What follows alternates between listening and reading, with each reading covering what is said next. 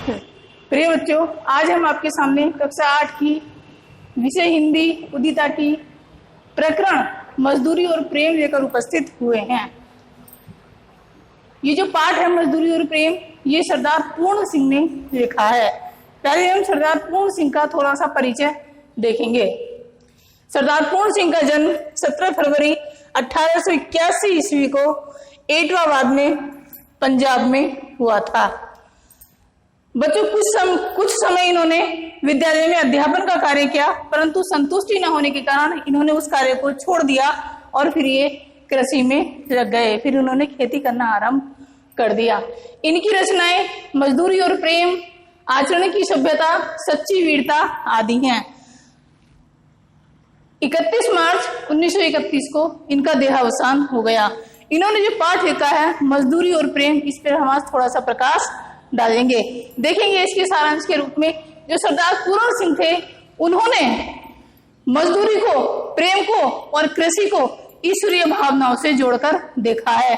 वे कहते हैं कि किसान का जो जीवन है वो पूरा कर्म पर आधारित है। उसे पूजा का अवसर नहीं है, उसे पूजा की इच्छा भी नहीं है, और वह अपने खेती के कार्य में जब वह हल चलाता है, पानी देता है, फसल उगाता है, तो उसी में वह ईश्वर की प्राप्ति कर लेता है। किसान का जो जीवन होता है वो बहुत ही सादा और उच्च होता है। वह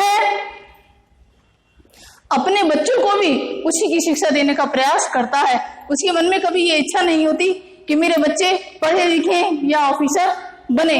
वह तो अपने बच्चे को भी खेती करना ही सिखाना चाहता है।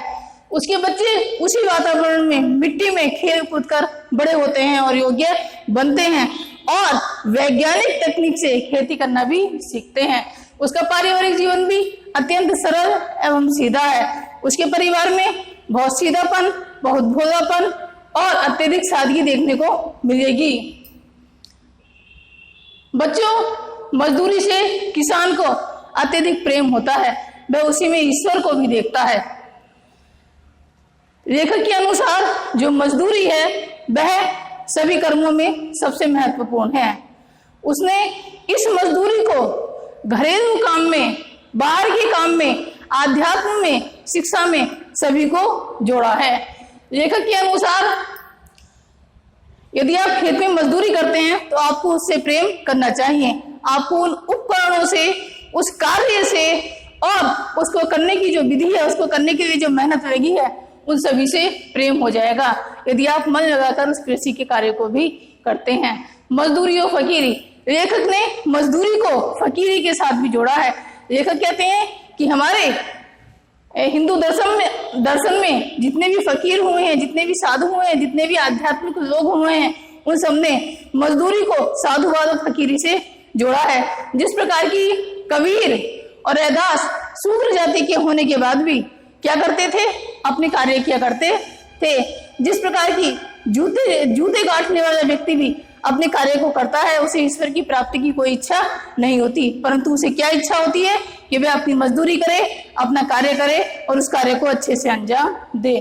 उसी प्रकार लेखक ने किसान को आध्यात्म से भी जोड़ा है।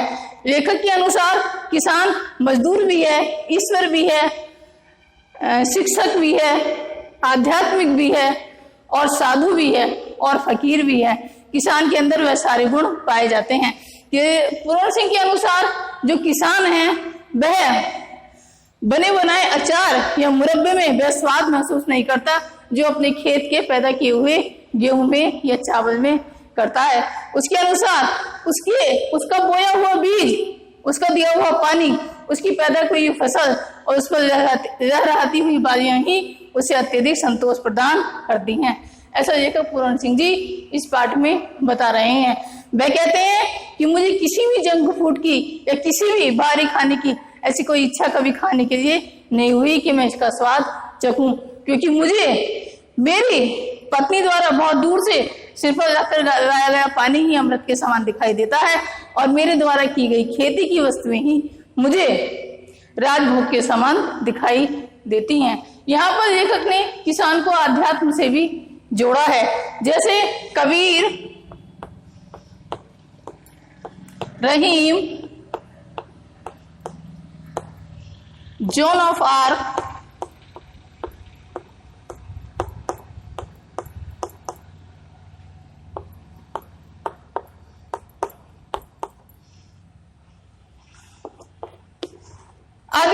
जब अपना अपना कार्य करते थे तो वे मजदूरी भी करते थे और ईश्वर को भी याद क्या करते थे। जॉन और आर जब चटाई बुना करते थे तो वो चटाई बुनते समय ही ईश्वर के भजन को गाया करते थे। वह उनकी मजदूरी भी थी और ईश्वर से प्रेम भी था। ऐसे ही रैदास जो कि चमड़े के जूतों को बनाने का और उन्हें साफ करने का और जोड़ने का काम किया करते थे, वे उस कार्य को करते करते ही ईश्वर का भजन भी किया करते थे। रैदास के बारे में तो एक कहानी भी प्रचलित है कि गंगा जी से उन्होंने कहा था कि गंगा जी यदि मेरी भेंट को अपने हाथ से स्वीकार करेंगी तभी देना, अन्यथा मत देना। और जब लोग गंगा स्नान करने के लिए गए और उन्होंने वहां पर गंगा जी से ये बात कही तो गंगा जी ने रैदास की भेंट को हाथ ऊपर कर कर ही स्वीकार किया। इसीलिए रैदास ने कहा था कि मन चंगा तो कटौती में गंगा। प्रिय बच्चों, ये पूर्ण सिंह इस पाठ में ये बताना चाह रहे हैं कि आप जो भी कार्य कर रहे हैं उसे श्रद्धा से, निष्ठा से, श्रम से कीजिए। परिश्रम उसमें लगेगा तो उसकी मेहनत निखर के आएगी और ये मेहनत ही किसान को भी अपने खेत में खेती करने के लिए जो आनंद प्रदान करती है, यह उसी का परिणाम है कि जब उसकी फसल आती है तो वह उस फसल को देखकर अत्यधिक प्रसन्नचित होता है। प्रिय बच्चों, इसकी पीडीएफ आपको इसके साथ मिल जाएगी, नीचे देख लेंगे।